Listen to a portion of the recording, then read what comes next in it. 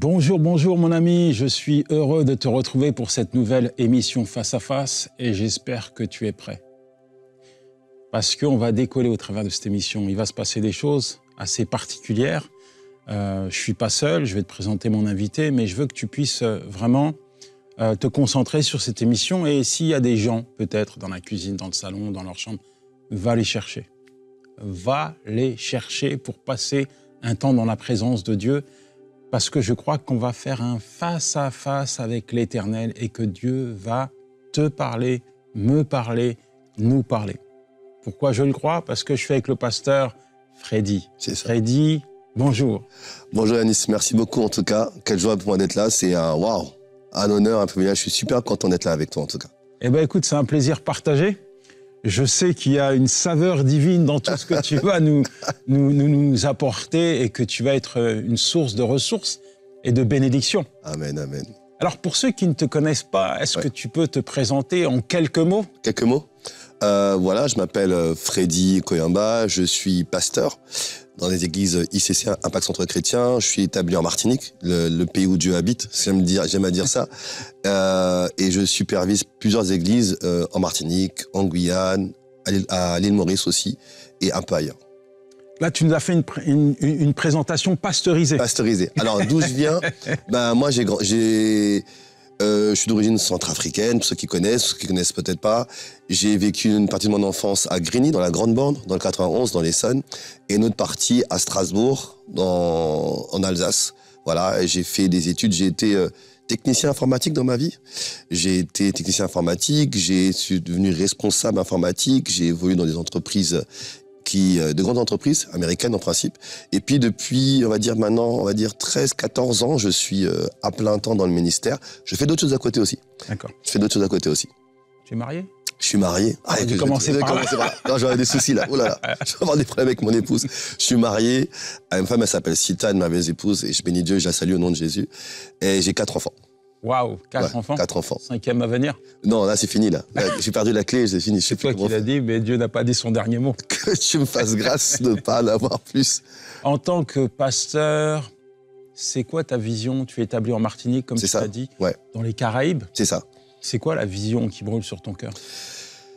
Moi, en un mot, c'est que les gens viennent à Christ.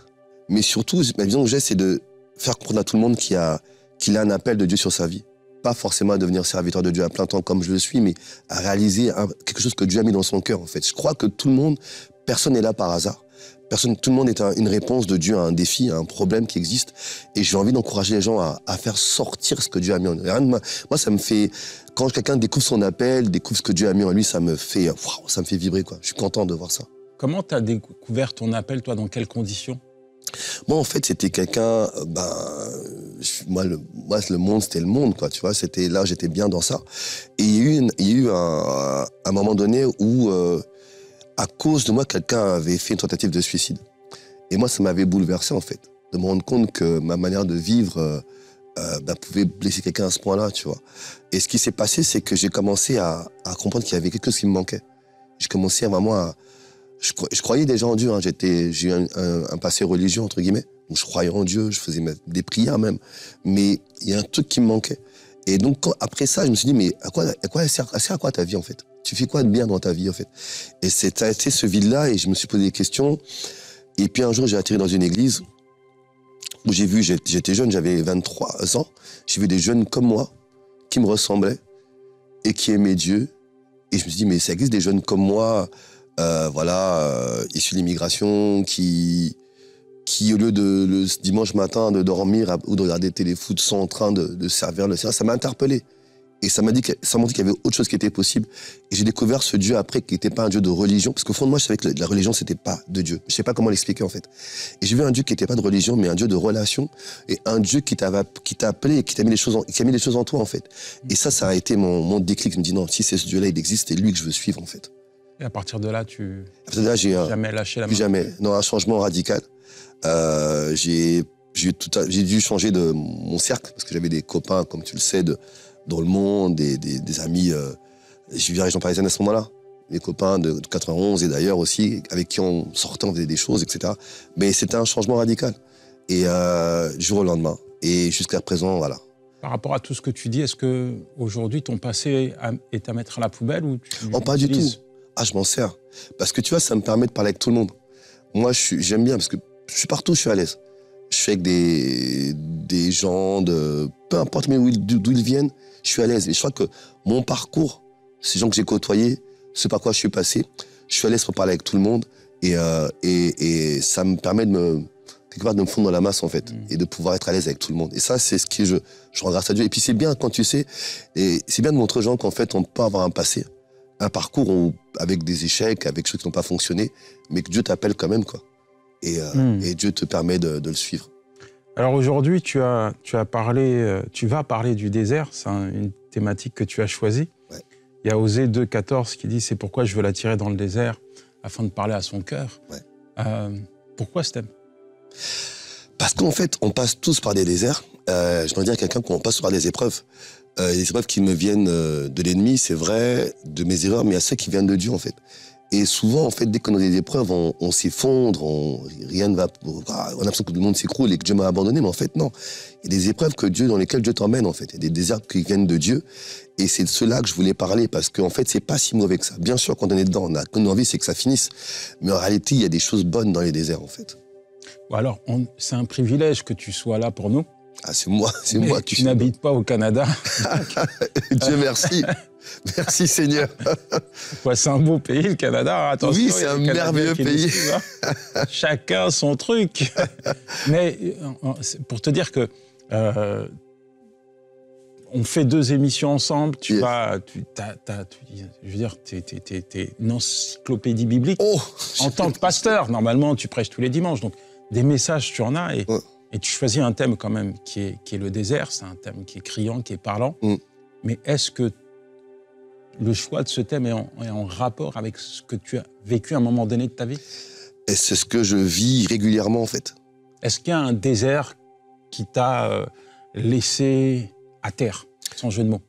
Ouais, il y en avait plusieurs. Ouais, je me dirais, un des premiers déserts qui m'a laissé à terre, et Dieu l'a permis, c'est quand j'ai commencé à être pasteur à plein temps, en Martinique. Quand je suis arrivé en Martinique, tu vois, je suis toujours tout feu, tout flamme. J'étais tout feu, tout flamme. Et je suis passé par un désert de trahison, de coups dans le dos, etc. Et ça, chez moi, j'étais dans l'église, jamais été pasteur en principe, pasteur d'une église. Et ça a été difficile parce que j'ai passé des moments. Je ne comprenais pas comment tu peux t'investir pour les gens et les gens ne te le rendent pas. Ou parfois, les gens dont ton nom font des choses compliquées, tu vois. Et c'était tellement mal à ce moment-là. Je me rappelle, je suis allé voir un jour mon pasteur. Et je lui dis, pasteur, je sais pas ce qui m'arrive, mais je suis découragé. Il me demandait, mais qu'il se passe quoi en fait? Il me dit, je suis découragé, j'arrive pas, j'ai plus envie et tout ça. Je savais même pas trop lui expliquer. Et tu me croiras, une histoire bizarre qui m'arrive. Je suis en train de prêcher un dimanche et je descends de la chaire. Et il y a un homme qui vient me voir. Il était avec, je crois, que sa femme et un enfant. Je suis sûr que c'était un ange, parce que j'ai jamais revu après. Je ne suis plus jamais revu. Il vient me dire, écoute, j'ai vu que ta poitrine est ensanglantée, tu as du sang sur ta chemise. Je dis, mais tu sais, souvent des gens dans l'église qui viennent toujours te dire, j'ai une vision, tu vois. Et je recule comme ça, je dis, ouais, tu as une blessure. Et Dieu me dit de te dire que cette blessure-là, elle vient de ce que tu vis actuellement. Mais garde pas ça dans ton cœur. Il va te guérir, en fait. Il me dit ça et puis il s'en va. Au départ, je me suis dit, mais quand il m'a dit ça, je dis, mais c'est tellement vrai, je suis rentré. Effectivement, je me rends compte que Dieu avait permis ça pour montrer qu'en fait, mon niveau d'amour n'était pas si grand que je le pensais. Et qu'en fait, parfois, on dit qu'on aime les gens, mais c'est quand tu vis ce genre de moments que tu sais si tu aimes les gens ou pas. Et moi, ça m'avait... j'ai demandé pardon à Dieu. Et après ça, je te dis, Yanis, mon niveau... En tout cas, je pense que j'aime les gens maintenant. Que tu sois... qu'il se passe quoi que ce soit, ben, je vais t'aimer, quoi, en fait. Je vais t'aimer. Et ça, il fallait que je passe par ce désert-là. C'était ta leçon. Ah, c'était une superbe leçon. Alors, en quelques mots, c'est quoi la définition du désert pour toi? Les déserts, pour moi, ce sont des périodes de la vie où on se sent parfois abandonné, on se sent démuni, on sent qu'il y a du monde, mais on est seul, en fait. C'est des moments où, en fait, j'ai l'impression juste de survivre. C'est des moments où j'ai l'impression qu'il y a un verset qui dit « À chaque jour suffit sa peine », Mais ce verset est tellement vrai pour vous que vous avez envie de dire qu'à chaque jour suffit ses peines. Tellement il y a des peines tous les jours, tu vois. C'est des moments, voilà, où rien ne semble aller comme je voudrais, où j'ai juste l'impression de survivre jour après jour. Ça peut être dans un domaine de la santé, ça peut être dans le domaine financier, ça peut être familial, ça peut être relationnel. C'est des moments où aussi je suis vulnérable aussi aux tentations. J'ai l'impression que l'ennemi me tente à fond et que je suis à 2 doigts de craquer, en fait. Et c'est ces périodes de la vie qui sont parfois pas simples, mais desquelles on rentre régulièrement, en fait. Je pense que la vie, c'est une suite pour moi de moments favorables, de saisons favorables et saisons de désert. Et pour moi, c'est comme ça que je le vois, quoi. Il y a un personnage dans la Bible qui t'interpelle par rapport au désert. Moi, par exemple, je suis en train de... Après, tu vas me dire, mais je l'ai lu 20 fois, ce texte, 100 fois, le psaume 23, tu vois. Ouais. Et je suis toujours interpellé quand tu vois le parcours de David, moment en haut, en bas, dépressif, etc. Ce qui ressort quand même dans les psaumes, c'est son côté humain. Yes. Mais ce que j'aime beaucoup, c'est que ce psaume-là, il commence par une vérité on peut s'arrêter là-dessus, quoi. L'Éternel est mon berger. Yes. C'est tellement parlant, tellement criant. Et quand tu remontes l'historique de David, tu t'aperçois que depuis le début, il connaît son berger, quoi. Quand il gardait les moutons, lui-même était berger, il sait ce que c'est un berger, et il a vu son berger, le berger de son âme, le garder, le protéger. Donc, moi, il m'interpelle, mais peut-être t'as d'autres personnages, toi? Moi, j'aime David, mais j'aime beaucoup Moïse. J'aime beaucoup Moïse, mais j'aime beaucoup David aussi. Hein. David, tu me mets un peu en... Ce que j'aime chez David, c'est le côté... c'est l'homme selon le cœur de Dieu, malgré toutes ses imperfections. Et moi, ça me parle, parce que je me dis, mais malgré mes imperfections, parce que j'en en a beaucoup, je me dis que je peux être apprécié par Dieu, en fait, et être un homme selon son cœur, malgré mes imperfections. Mais ce que j'aime chez Moïse aussi, c'est Moïse à un moment donné, que je préfère pas, mais qui me parle beaucoup parce que le désert, il le connaît. Il en a eu plusieurs, il en a eu 2 grands dans sa vie. Celui juste après avoir tué l'Égyptien, 40 ans, et après les autres 40 ans, après la sortie d'Égypte.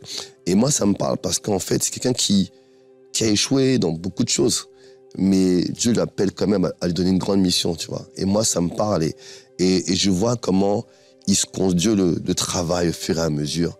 Et ça me parle vraiment sur le fait que, en fait, on n'est pas imparfait. On fait beaucoup de choses qui vont pas, mais Dieu te fait quand même confiance et Dieu t'emmène, quoi. C'est ça, moi, ça me parle, ça.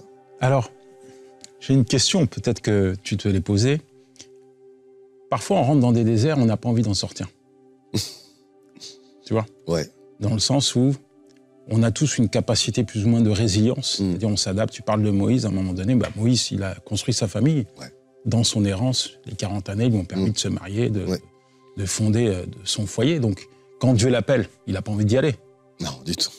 Du tout. Il n'a pas envie d'y aller. Il veut rester. Je ne peux pas, je vais parler, il va argumenter. Et de manière contemporaine comme ça, moi, je sais que pendant peut-être 25 ans de ma vie, je suis né dans le désert, j'ai vécu dans le désert. Et je n'avais pas forcément envie de sortir du désert parce que j'avais construit ma vie ainsi. Ouais, je comprends. Tu vois? Et est-ce qu'aujourd'hui, on est obligé de sortir du désert? Qu'est-ce que tu peux dire à ces personnes qui sont entrées dans un désert de manière volontaire ou involontaire, mais qui ont trouvé des refuges dans le désert, tu vois, pour essayer de colmater un petit peu, embellir leur quotidien? Alors ça peut être, tu vois, j'ai vécu un désert au niveau de mon couple, j'ai divorcé. Maintenant, mon refuge émotionnel, c'est me retrouver avec des hommes, des femmes, tu vois, et puis je suis bien là-dedans. T'en as, ils ont été déçus, et puis ils se sont réfugiés dans la drogue, dans l'alcoolisme, et puis ils construisent sa vie comme ça. Et pourtant, je vais pas répondre à ta place, mais quand tu lis la Bible, tu t'aperçois que c'est pas la volonté de Dieu que tu mordes la poussière tous les jours.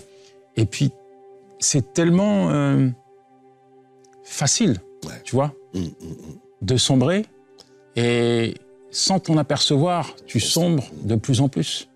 Et puis à un moment donné, t'as pas envie de sortir. T'as même pas la force de sortir. Non, c'est surtout ça, t'as plus de force. En fait, j'aimerais parler à quelqu'un comme ça, et je te remercie Anis pour la question. On a peut-être plusieurs dans ce cas certainement à avoir vécu, être dans ces moments-là, où en fait, on a, comme dit Yanis, on trouve un refuge dans soit l'alcool, les femmes, les hommes, ou peu importe ce qui a été un refuge. Mais en fait, le désert, c'est pas un endroit où on doit vivre. C'est un moment, c'est une étape de sa vie, on doit passer par là. Mais je crois aussi que si Dieu l'a permis, c'est pas en vain. C'est que vous avez en vous la force d'en sortir. Tu entends la force d'en sortir. Et c'est fait que toi-même, tu ne l'as pas, mais Dieu en toi a la force de te faire sortir de ça. Et tu dois vraiment chercher Dieu pour en sortir. Parce qu'une fois que tu dois sortir, il y en a plusieurs qui vont sortir après toi. Moi, je pense qu'on passe par là et que tu passes par là parce que Dieu veut montrer par toi qu'il y a une solution qui existe en lui. Et quand tu vas sortir de là, et ma prière, et je veux prier pour toi, si tu me permets, Yanis, je veux prier pour toi qui vit, qui ne trouve pas la force d'en sortir. Je prie que Dieu te visite, que Dieu se révèle à toi et qu'il te montre qu'il y a un chemin dans le désert, en fait. Il y a un chemin pour en sortir et que tu n'es pas là pour y rester, tu es là pour une saison, pour un temps. Et le temps pour toi est venu d'en sortir. Alors je prie que Dieu te visite par sa puissance de son esprit et que tu en sortes maintenant. Et alors que tu sors de là, je prie que tu deviennes une inspiration pour d'autres et que tu montres à d'autres comment faire pour sortir de là aussi. Tu es sauvé pour sauver les autres, consolé pour consoler d'autres et tu vas être affranchi pour affranchir d'autres. Donc ne reste pas là, c'est pas ta place, que Dieu te fasse grâce au nom de Jésus. Amen. Maintenant, il y a des déserts qu'on n'a pas provoqués. Je pense par exemple la maladie. Yes. Elle nous tombe dessus. Et tu as beaucoup de gens qui traversent le couloir de la maladie. Il y a des choses qu'on vit et on n'est pas responsable de cela. Et quelle est la posture, l'attitude à avoir dans ces situations? Première chose, je dirais, ne surtout pas se sentir coupable. Et surtout pas, pas se sentir coupable, ne pas se dire, mais je suis malade parce que j'ai fait telle ou telle chose. C'est vrai. Vous avez fait quoi? Ouais, parce que par exemple, quelqu'un, c'est vrai, tu vas te dire, oui, mais j'ai fumé toute ma vie, donc j'ai un cancer du poumon, c'est normal. Je veux dire, non, c'est pas normal, en fait. Faut pas se culpabiliser, en fait. On a tous fait des choses qu'il fallait pas, mais ne pas, culpabiliser, et puis deux, ne pas accepter ça comme étant un châtiment de Dieu, tu vois. Parce que je me rappelle, j'étais jeune dans la foi, j'étais tout feu, tout flamme, et je me rappelle d'une femme que j'ai croisée dans un restaurant, restauration rapide dans Paris, et j'étais tout feu, tout flamme, donc je la vois, et je lui parle du Seigneur, et elle me dit, ouais, mais je suis malade, elle me dit, mais justement, Dieu peut te guérir. Elle me dit, non, moi je crois en Dieu, et je crois que Dieu m'a puni de cette maladie parce que c'est ce que je méritais. Et je lui dis, mais non, mais hors de question. Elle a refusé que je prie pour elle, elle m'a gentiment repoussé, et moi, ça m'a marqué. Je me suis dit, mais comment quelqu'un peut accepter que, d'abord, Dieu n'a pas la maladie, en fait. Et Dieu ne donne pas ce qu'il n'a pas, en fait. Et donc, on peut tomber malade. Je ne veux pas dire qu'un chrétien ne tombe pas malade. On peut tomber malade. On peut même mourir de maladie. Ça peut arriver. Mais jusqu'au bout, moi, je veux croire que Dieu peut guérir. Et je veux croire que Dieu m'aide malgré tout. Et j'ai même de dire que même avec la maladie, je peux faire des choses pour le Seigneur malgré tout, en fait. Et donc, derrière ça, je dis, il faut croire que Dieu peut le faire, peut guérir. Et j'ai envie de dire, encourager quelqu'un à rester dans l'action de grâce. Bien sûr, pas dire merci pour la maladie, non, mais merci pour ce que je peux faire à côté, pour les gens qui m'entourent, pour ce que je peux accomplir. Parce que pour moi, c'est pas une fin en soi. Quand on parle de désert, on parle souvent aussi, on met en avant Job. Désert lui, physique, social, émotionnel. Et puis avec un entourage qui n'était pas non plus propice à le relever. Mais j'aime bien, la Bible dit, dans tout cela, Job resta intègre. Tu vois, Job resta intègre. Et est-ce que, justement, quand on traverse des déserts, peu importe le nom de ce désert, l'attitude qu'on doit avoir, c'est ne pas parler contre Dieu. Parce qu'on peut en vouloir à Dieu aussi. Tu vois? Complètement. La mentalité du monde, moi je me souviens dans le quartier quand j'ai un copain qui se faisait tirer dessus et qui mourait, je me disais c'est la volonté de Dieu. Tu vois, alors que le gars il est parti faire des bêtises, s'est fait tirer dessus. C'est pas la volonté de Dieu qui meurt. Et puis mais en fait ça nous permettait d'accepter, tu vois, comme cette femme. Peut-être t'as une maladie, conséquence du péché qui entre dans le monde, on n'est pas éternel sur la terre. Ok. Mais des fois, tu te dis, ça vient de Dieu, c'est comme plus acceptable. Je sais ce que tu veux dire, Tu vois, ce désert, c'est pas moi qui l'ai provoqué, je l'accepte. Or, Je pense qu'il y a des déserts, certes, Yes. mais dans ces déserts-là, on doit rester intègre Yes. et mettre en avant la parole de Dieu. Parce qu'il y a quand même beaucoup de promesses que Dieu nous fait par rapport au désert et à son issue. Un désert n'est pas sans issue. Amen. Ah, forcément, forcément. Et Job, pour moi, Job, c'est le modèle, quoi. C'est le modèle parce que je crois qu'il a vécu tous les déserts financiers, familiaux, relationnels. Il a tout vécu au même instant, au même moment, au même endroit. Mais l'attitude qu'il a eue, c'est le modèle qu'on doit suivre. Il n'a jamais blâmé Dieu. À aucun moment. Il a dit c'est ta faute. Jusqu'au bout, il a loué le Seigneur, il a rendu grâce. Même s'il ne comprenait pas ce qui lui arrivait, parce qu'à la fin, il se fait reprendre par le Seigneur. Mais c'est ça qu'on doit avoir comme attitude. Je dis pas que c'est simple, hein, parce que moi-même qui te parle, il m'arrive de dire, mais Seigneur, pourquoi tu fais ça, tu vois? Et après, je me reprends, et je me dis, non, je veux pas te dire ça, quoi. Je veux te dire merci. Je vais te rendre grâce, et je vais surtout pas te critiquer. Et par contre, ce que je vais faire, c'est de te dire merci. En fait, une des choses qui aide dans le désert, c'est d'arriver à dire merci à Dieu pour tout ce qui se passe dans notre vie. Parce qu'au final, il y a toujours de bonnes choses. Même quand j'ai un moment difficile, il y a à côté une bonne chose. Ça peut être quoi? Ça peut être le souffle de vie. Je respire le matin, c'est une grâce de Dieu. Bonté de l'Éternel qui se renouvelle chaque matin. Tous les matins. Maintenant, j'ai une autre question pour toi, pasteur. Quand tu as décidé d'avancer, de faire preuve d'intégrité, de quitter le désert, Yes. Par exemple, t'es une maman, tu as traversé le désert, tu marches avec Dieu, les promesses de Dieu, etc. Mais ton mari vit dans le désert. Et tous les jours, il t'appelle pour que tu puisses le rejoindre dans le désert.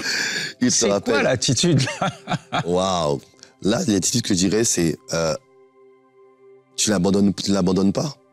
Parce que je pense que tu peux le faire sortir, mais surtout pas. En fait, il faut avoir de la compassion et pas être associé avec la personne dans le désert. En fait, sinon, en fait, tu restes dedans avec lui, en fait. Il faut pouvoir comprendre par où il passe, comprendre que pour lui c'est difficile, pour lui c'est dur, mais ne pas prendre son mal avec soi, en fait. Ok, c'est ton désert, c'est ton mal.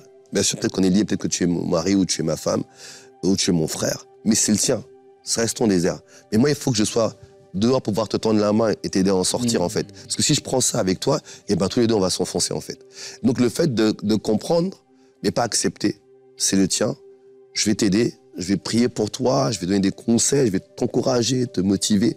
En même temps, moi, je refuse d'être comme toi et je vais continuer aussi à progresser. Avant compris.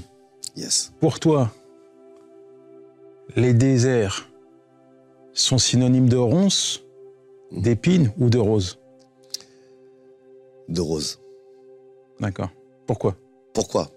C'est pas venu tout de suite, hein. Mais avec les années de désert, je commence à comprendre. De roses parce qu'en fait, il y a toujours des grâces dans le désert. Il y a plusieurs grâces dans le désert. Un exemple de grâce dans le désert, c'est Dieu te parle. Tu sais, tout à l'heure, on a pris Osée, le passage de Osée. C'est Dieu qui te permet là parce que Dieu te parle. Et souvent, les déserts sont des moments de révélation. Tu connais Dieu parce qu'en fait, comme il n'y a personne autour de toi, et tu as l'impression que tout le monde t'abandonne, et c'est là que tu as une révélation de Dieu, en fait. Tu sais, tout à l'heure, on parlait de David. Quand David il dit que j'ai repris confiance en m'appuyant sur l'Éternel, mon Dieu, il dit qu'à un moment donné, il a dit, c'est plus le Dieu de tout le monde, quoi. C'est le mien. J'ai une révélation personnelle de Dieu. Et c'est dans les déserts que tu as des révélations personnelles de Dieu, en fait. Donc c'est une école? C'est une école. C'est une école. Moi, j'aime bien dire qu'il y en a qui ont dans cette école-là, il y en a qui ont des bacs plus 4, plus 5, il y a des professeurs du désert, parce qu'en fait, c'est une école. Et c'est ça qu'à la fin, j'ai essayé une rose, parce que c'est pas agréable du tout, mais quand t'en sors, tu grandis. Soit tu as découvert qui est Dieu, et notre grâce aussi, c'est que tu as reçu un équipement dans le désert. Alors, pour terminer, je vais te demander de prier. Yes. Je suis d'accord, puisque c'est le personnage que tu as aussi mis en avant, Moïse. Personne n'était mieux qualifié que lui pour conduire le peuple dans le désert. Yes. Puisqu'il avait passé 40 ans dans le Exactement. désert. Exactement. Il connaissait les déserts. C'est comme si tu vas dans la forêt au Congo. Toi, tu as vécu dans la forêt, moi j'y vais, je connais rien. Je risque de me perdre dans la forêt, mais avec toi, je vais pas me perdre. Non, t'inquiète pas, je te ferai sortir de là. Donc, comme je compte aller dans la forêt au Congo, peut-être que bon tu vas y courage, rentrer. en tout cas, je prierai pour toi. Je prierai pour toi, en tout cas. Ah, mais c'est la réalité. Yes. Parfois, les déserts sont les plus grandes et les plus belles leçons que Dieu nous apprend. Mais comme tu le disais également, c'est pas simplement pour nous, c'est aussi pour les autres. Yes. C'est aussi pour les autres. Est-ce que tu peux prier par rapport à tout ce qui a été dit? Ok. Je suis sûr que ça a touché des gens et qu'il y a des gens qui ont besoin de comprendre certaines choses. Ok, je te remercie. Nous voulons prier pour toi, mon frère, pour toi, ma sœur, qui passe ce moment difficile, et je veux que tu lèves la voix ensemble. Père, au nom de Jésus, nous voulons te rendre grâce pour ce moment, ce temps, cette émission, ce temps de partage, d'échange. Et nous voulons te recommander tous ces bien-aimés qui se sentent concernés par ce qui a été dit, qui sont dans des déserts, dans des épreuves de la vie, que tu as permis, Seigneur, dans ta grâce, pour te révéler à eux, pour les fortifier, pour les équiper, pour les façonner, pour préparer une saison de gloire qui arrive. Nous prions, Père, que dans cette période de leur vie, ils soient puissamment fortifiés dans l'homme intérieur, que personne ne craque, que personne ne cède à l'ennemi, mais que tous tiennent ferme au nom de Jésus le Christ. Nous prions, Père, que ce soit le moment où tu te révèles à eux comme ce Dieu qui les aime, ce Dieu qui sauve, ce Dieu qui est puissant, qui est capable. Ce soit des temps où, Seigneur, chacun dans ses erreurs reçoive un équipement de ton esprit, qu'il en ressorte revêtu de ta puissance. Ce soit des moments, Seigneur notre Dieu, où tu donnes à chacun de recevoir une direction précise pour sa vie. Mais nous prions surtout et nous proclamons que personne ne mourra dans son désert, mais que tous vivront et en sortiront pour ta seule gloire. Seigneur, merci de ce que quelqu'un qui était au bord de craquer est encouragé aujourd'hui, quelqu'un qui allait céder et fortifié aujourd'hui. Et je veux prier pour quelqu'un qui est malade dans son corps physique. Oui, ta volonté, Père de grâce, c'est sa guérison, c'est sa restauration. Alors nous plaidons en sa faveur le sang de Christ et nous prions pour sa guérison et son rétablissement à tous égards. Seigneur, merci pour mon bien-aimé et ma bien-aimée qui était connectés ce matin. Merci parce que, Père de grâce, il ne sera plus le même ni la même à la fin de ce moment, de ce temps, et que tout honneur soit donné à toi et à toi seul, Père, au nom de Jésus le Christ. Amen. Amen, amen, amen. Quel que soit ton désert, tu n'es pas fait pour y rester. Même si tu as l'impression qu'il n'y a pas d'issue avec Dieu, il y a toujours une issue qui t'est favorable. Yes. Il y a une issue, il y a une sortie. Il y a une fin. Mais, comme le pasteur l'a dit, les déserts sont des moments de préparation où Dieu te challenge, où Dieu se révèle à toi, où tu fais un face-à-face avec l'Éternel, ton Dieu. Est-ce que tu as un mot de la fin? Un mot de la fin, et je récupère ta transition. C'est vraiment le thème face-à-face. Et je pense que dans ton désert, cette émission est vraiment la bienvenue. C'est un face-à-face, comme a dit Yanis. Maintenant, je t'invite à faire ce face-à-face, à dire à Dieu ce que tu ressens, ce que tu traverses, ce que tu vis actuellement, et de lui demander de se révéler à toi. Et je suis persuadé que tu ne seras pas le même après ce face-à-face avec le Seigneur ton Dieu. C'est tellement beau de voir et d'entendre des personnes qui ont traversé des déserts et qui peuvent témoigner qu'au sein même de ces déserts, ils ont expérimenté les hauts faits, les bienfaits de Dieu, et les entendre dire que finalement, les déserts ne sont pas des endroits de destruction, mais de construction et de révélation. Après, on en sort grandi et plus fort et plus proche de Dieu. Amen, absolument. Que le Seigneur te bénisse, mon ami. Garde précieusement ce que tu as reçu de sa part. Et puis, je te dis à la prochaine. Merci, pasteur, pour ton partage. Merci à toi, homme de Dieu. Merci à toi. Merci à vous, en tout cas. Ciao.